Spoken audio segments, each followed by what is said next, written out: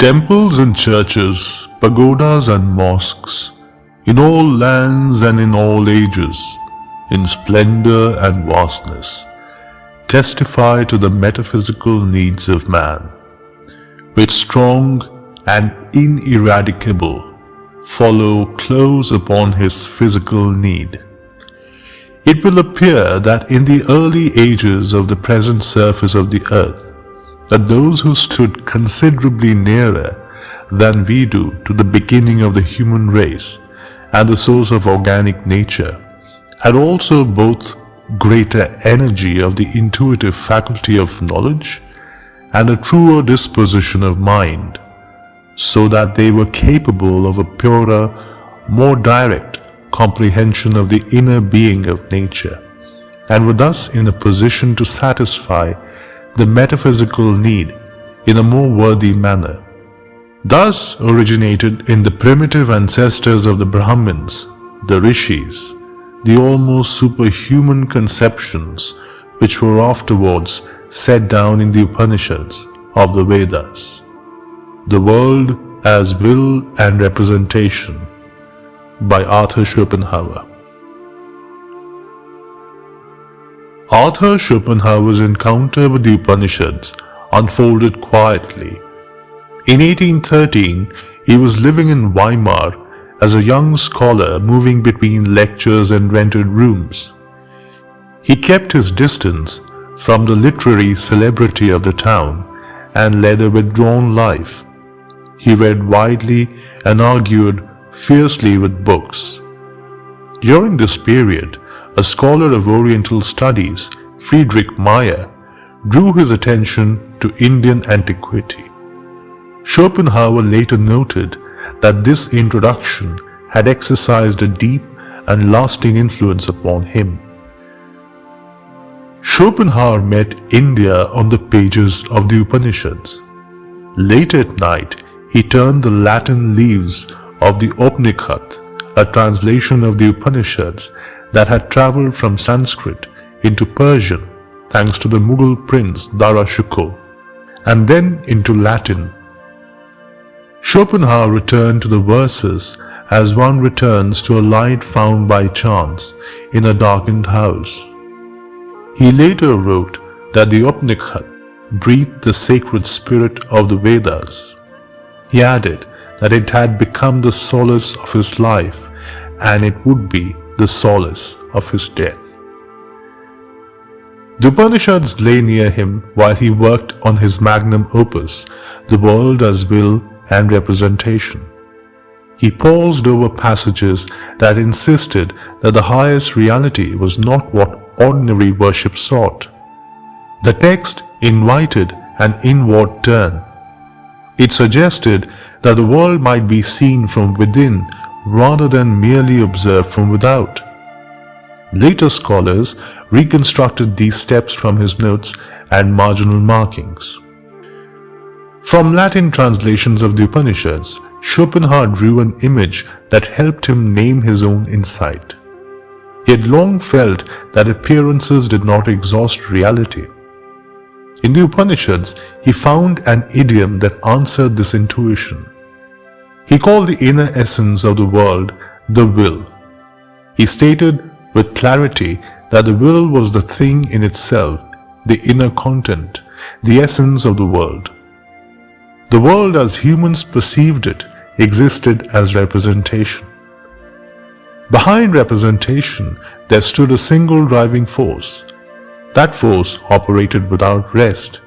It appeared in bodily appetite and stirred hunger and love. At rare moments, a person stepped back from the small urgencies of the ego. On those occasions, the barrier between subject and object became thin. Schopenhauer suggested that then the inner ground of reality became faintly visible. Schopenhauer was not drawn to the Upanishads as a collector of curiosities. He found consolation there. He came to see the self as less of an isolated unit and more a temporary expression of a deeper ground. From this view followed his ethics. He described compassion as the weakening of the boundary that separated one person from another. When someone felt another's suffering as their own, the illusion of separateness faltered, and then ethical feeling arose from metaphysical insight rather than from command or rule. Meanwhile, archival research has added a further layer of precision to the story. A set of loose notes preserved among Schopenhauer's papers suggests that his earliest sustained engagement with Indian thought occurred slightly earlier than is often assumed. In late September 1813, Schopenhauer submitted his doctoral dissertation to the University of Jena and then remained for several weeks in nearby Rudolstadt. At the beginning of November, he sent his dissertation to a small circle of readers. Among them was the German poet Johann Wolfgang von Goethe. About a week after receiving the dissertation, Goethe mentioned it to a visitor on 11th November 1813. On that same day, Goethe also received Julius Klaproth, a young and ambitious orientalist whose path had crossed Schopenhauer's earlier in Berlin through Klaproth's father. During that earlier visit, Klaproth had recruited Friedrich Majer to contribute to a new publication devoted to Asia. The result was thus Asiatic Magazine, edited by Klaproth and published locally. Scholars examining the sequence and contents of these notes have argued that excerpts from the Bhagavad Gita were being published in the magazine while Schopenhauer had borrowed it from the Weimar library. On the available evidence, these excerpts can be dated with reasonable confidence to the period between 4th December 1813 and 30th March 1814. Schopenhauer kept the magazine at home for nearly 4 months. During the same time, Weimar was home to both the journal's editor, Julius Klaproth, and the Bhagavad Gita's German translator, Friedrich Majer. Given these circumstances, it is unlikely that Schopenhauer would have retained the volume without reading it closely. Additional confirmation comes from a remark in his handwritten notes which aligns with the themes and terminology found in the magazine excerpts. These traces suggest that Schopenhauer's engagement with Indian thought began not as a casual curiosity, but a sustained and attentive reading practice grounded in specific texts and shaped by the scholarly milieu of Weimar at a decisive moment in his intellectual formation. The notion of Schopenhauer's association with the Upanishads overshadows his gleanings from the Bhagavad Gita. This phenomenon can be largely attributed to Schopenhauer's oft-quoted statement, "In the whole world, there is no study so beneficial and so elevating as that of the Upanishads.